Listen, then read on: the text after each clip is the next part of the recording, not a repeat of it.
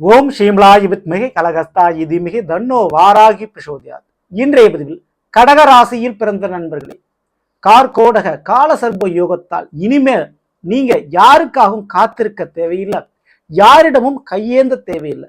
தனிக்காட்டு ராஜான்னு சொல்லலாம் உங்களை. காரணம், கேதுவனுடைய நட்சத்திர பயிற்சியால் உங்களுடைய குடும்பம் முதல் வருமானம் வரை வரக்கூடிய வழிகள் மாறப்போகிறது. சரிங்களா? காரணம், இந்த கேது நட்சத்திர பயிற்சியினுடைய பலங்கள். இதுதான் விரிவாக விளக்கமாக நம்ம பார்க்க போறோம். பதிவை ஃபுல்லா பாருங்க நம்ம சேனல். ஏன்னா 2026 வருடத்தினுடைய புத்தாண்டு பலன் மற்றும் குருவனுடைய வக்ர நிவர்த்தி பலன் ரெண்டுமே பதிவிட்டாச்சு. பார்க்கலன்னா சேனலில் போய் பாருங்க. மேலும் டிஸ்கிரிப்ஷன் லிங்க் இருக்கும், ப்ரெஸ் பண்ணி பார்த்து பயணிச்சுக்க. மறக்காம நம்ம சேனல் சப்ஸ்கிரைப் பண்ணிட்டு கூட தர பெல் ஐக்கான ப்ரெஸ் பண்ணிட்டு பக்கத்தில் ஒரு ஆல் அண்ட் ஆஃப் தவறாமல் செலக்ட் பண்ணிச்சுக்கோங்க. அப்பதான் நாங்கள் பதிவிடக்கூடிய அடுத்தடுத்த பதிவுகள் உங்களுக்கு உடனுக்குடன் நோட்டிஃபிகேஷனாக வந்து சேரும்.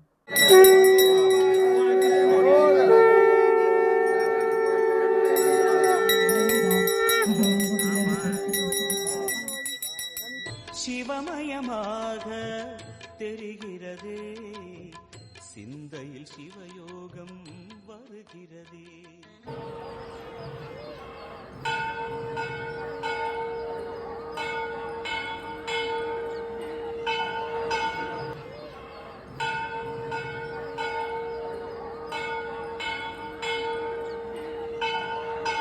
நல்லதே நடக்கும். போம் நம சிவாயும். எல்லாம் வல்ல ஸ்ரீ பாரயமன் திருடி சரணம். உலகத்தமிழ் நெஞ்சங்கள் அனைவருக்கும் உங்கள் சுசரி ராஜகணபதியின் அன்பான் வணக்கங்கள்.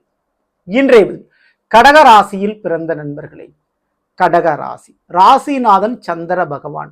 மதிக்கு காரகம் வைக்கக்கூடிய கிரகமே சந்திர பகவான் தான். அதனால ஸ்மார்ட் ஒர்க்குன்னு சொல்லுவாங்க. அந்த மாதிரி மிகப்பெரிய கடினமான ஒரு வேலைகளை கூட உங்களால எளிதாக செஞ்சுக்க முடியும்.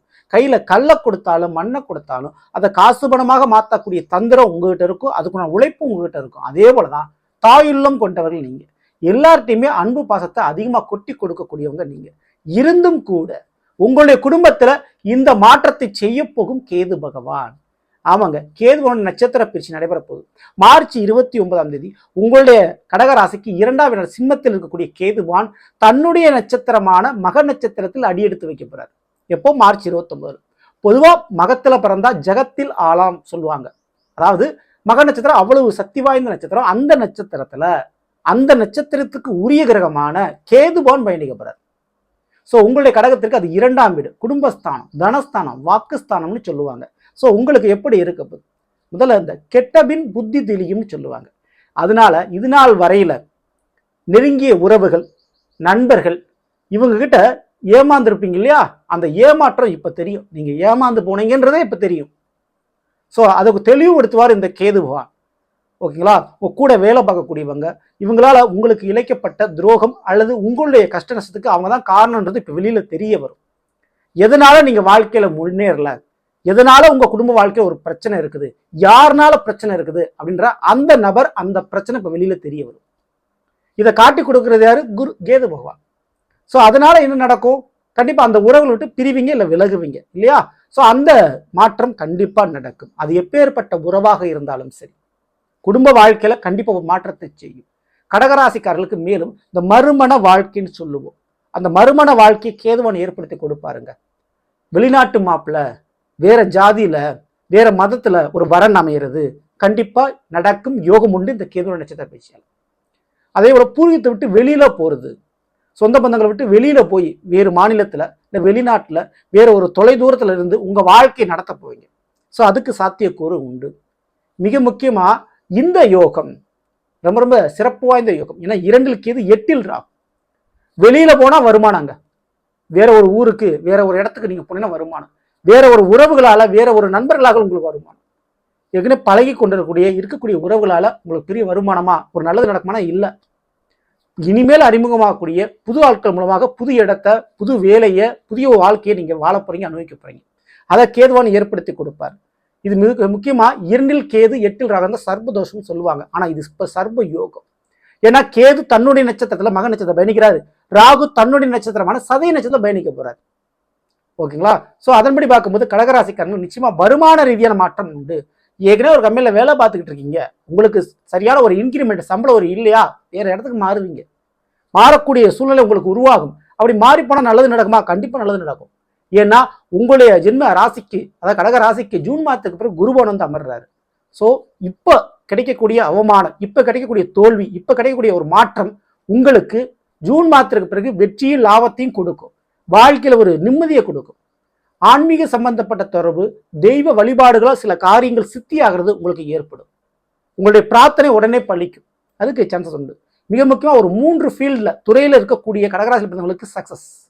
அது என்னன்னா, பேங்க் ரிலேட்டடா இருக்கக்கூடியவங்க, மெடிக்கல் ரிலேட்டடா இருக்கக்கூடியவங்க, மருத்துவ சம்பந்தப்பட்ட தொழில படிப்போ வேலையை பார்த்துட்டு இருந்தாலும் சரி, உங்களுக்கும் இது போக பொதுப்பணித்துறையில இருக்கக்கூடியவங்களுக்கும் கண்டிப்பா பெரிதளவு ஒரு பெனிஃபிட் கிடைக்குங்க. லாபங்கள் கிடைக்கும். அந்த வேலையில ஒரு அங்கீகாரம் கிடைக்கும். இதே போல நான் சமூக சேவை செய்யறேன், நான் தொண்டு பண்ணிக்கிட்டு இருக்கேன், நான் ஆன்மீகத்தில் ஸ்பிரிச்சுவல் லைன்ல இருக்கிறேன், ஆன்மீகம் சம்பந்தப்பட்ட கோயில் வழிபாடுகள் சம்பந்தப்பட்ட வேலையோ தொழிலோ நான் பார்த்துக்கிட்டு இருக்கேன்னா உங்களுக்கு அதுல வருமானம் 2 வருமானமாக கிடைக்கும். இரட்டிப்பு வருமானம் கண்டிப்பா கிடைக்கும்.